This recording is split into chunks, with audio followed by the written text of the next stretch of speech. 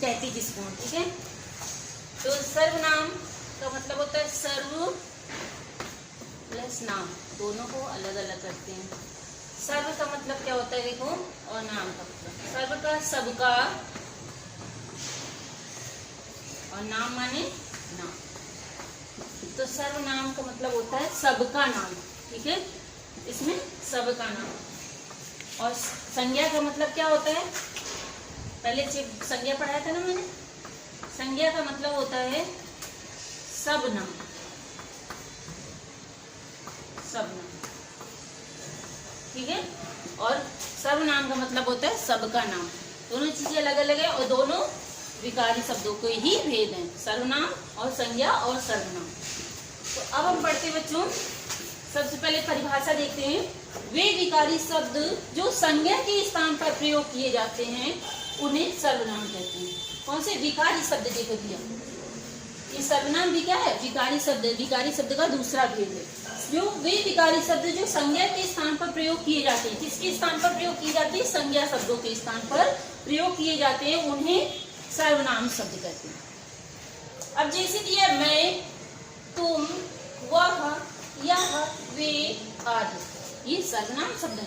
जैसे उदाहरण ना, वह बाजार जाता है, इसमें वह शब्द दिया।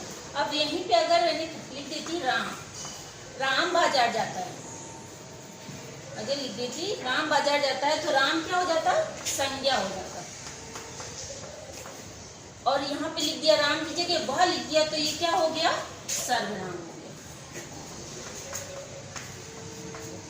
तो ये किसके स्थान पर प्रयोग किया गया, संज्ञा के स्थान पर प्रयोग किया गया, इसलिए ये सर्वनाम है। वह बाजार जाता है, ये वाक्य बन गया। अब कुछ होता है सर्वनाम के भेद। सर्वनाम के भेद कितने किए गए, 6 भेद किए गए सर्वनाम के। पहला है पुरुषवाचक सर्वनाम, दूसरा है निश्चयवाचक सर्वनाम, तीसरा है अनिश्चयवाचक सर्वनाम, चौथा है संबंधवाचक सर्वनाम, पांचवा है प्रश्नवाचक सर्वनाम और छठा है निजवाचक सर्वनाम। तो सबसे पहले लेते हैं पुरुषवाचक सर्वनाम। पुरुषवाचक, जिसमें पुरुष जाति का, पुरुष या स्त्री जाति का बोध होता है, वो कौन से सर्वनाम कहलाते हैं, पुरुषवाचक सर्वनाम कहलाते हैं। इसके 3 भेद हैं। पुरुषवाचक सर्वनाम के 3 भेद हैं। कौन कौन से हैं, बोलने वाला,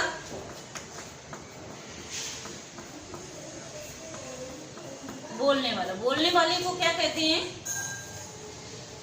उत्तम पुरुष,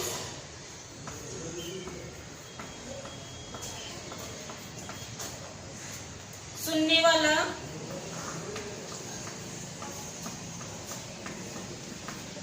सुनने वाले को क्या कहते हैं, मध्यम पुरुष,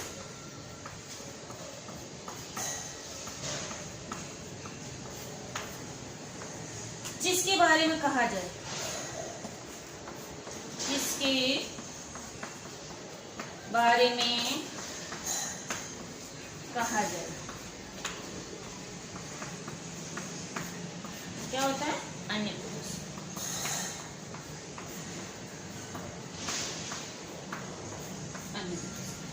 ये पुरुषवाचक के 3 भेद हैं। बोलने वाला, उत्तम पुरुष, सुनने वाला, मध्यम पुरुष, और जिसके बारे में कुछ कहा जाए वह अन्य पुरुष, ठीक है। तो बोलने वाला उत्तम पुरुष क्या है, इसमें कौन कौन से शब्द आते हैं, देखो मैं और हम, ये 2 आते हैं। 3 भेद बताए, बोलने वाला उत्तम पुरुष, सुनने वाला मध्यम पुरुष, और जिसके बारे में कहा जाए वो अन्य पुरुष। तो बोलने वाला उत्तम पुरुष में क्या आता है, मैं और हम। सुनने वाला मध्यम पुरुष, इसमें कौन से आते हैं, हम, सॉरी, तुम, आप, तू, तुम्हारा। अन्य पुरुष, अन्य पुरुष में आते हैं वह, यह, वे, ये शब्द आते हैं। इनसे वाक्य बने होते हैं मैं, हम। जैसे मैं बोल रही हूँ, आप सुन रहे हो, तो यहाँ पर कौन सा होगा, उत्तम पुरुष होगा। मध्यम पुरुष में मैं बोल, आप सुन रहे हो ना, आपके लिए होगा, तो यहाँ तुम, आप, तू, तुम्हारा, ये शब्द देते हैं, ठीक है, सुनने वाले के लिए। और जिसके बारे में कहा जाए, मैं बोल रही हूँ, आप सुन रहे, किसके लिए, किसी अन्य के लिए, तीसरे के लिए, ठीक है, तो वो होता है अन्य पुरुष होता है। ठीक है, तो ये 3 भेद है, उत्तम पुरुष, मध्यम पुरुष और अन्य पुरुष। अब आता है बच्चे दूसरा निश्चयवाचक सर्वनाम। निश्चयवाचक सर्वनाम क्या है? जिसमें निश्चित चीजों का बोध होता है, वो निश्चयवाचक सर्वनाम कहलाता है। ठीक है, एक बात ये समझो बच्चों, जैसे संज्ञा देते हैं व्यक्ति, वस्तु, स्थान, ये 3 चीजें देते हैं। ठीक है, तो अभी मैंने मध्यम अन्य पुरुष में बताया था कि ये 3 में व्यक्ति का अगर नाम आता है, ठीक है, तो वो होता है अन्य पुरुष। अगर वस्तु और स्थान देते हैं तो वो कौन सा होता है? निश्चयवाचक सर्वनाम। निश्चयवाचक, क्योंकि इसमें उदाहरण देखो, वही उदाहरण आते हैं, वह, यह, वे, ये, वो। ठीक है, इसलिए अगर व्यक्ति के लिए प्रयोग हो रहा है तो वो किस में आएगा? पुरुषवाचक सर्वनाम में आएगा, अन्य पुरुष में।